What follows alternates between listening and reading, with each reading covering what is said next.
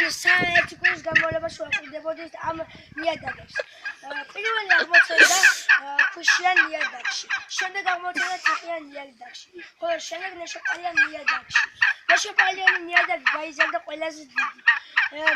ნეშოპალიანი ნიადაგის შემდეგ სიდიდეში გაიზარდა თიხიანი ნიადაგი, ხოლო ყველაზე პატარა კი გაიზარდა ქვიშიან ნიადაგი. ეხლა ჩვენ ამას გავზომავთ. ეს არის ნეშოპალიანი ნიადაგი. ეს არის 20 სანტიმეტრი. ეს არის ქვიშიანი ნიადაგი, რომელშიც ლობიო გაიზარდა 6 სანტიმეტრი. ეს არის ქვიშიანი ნიადაგი, რომელშიც ლობიო გაიზარდა 3 სანტიმეტრი. ჩვენ გუნდში მონაწილეობდნენ ზაქრო მიქელაძე, საბა ბლუიშვილი, ანდრო ხმიადაშვილი, მარიამი, სპარტაკი და გიორგი გიოუშაძე.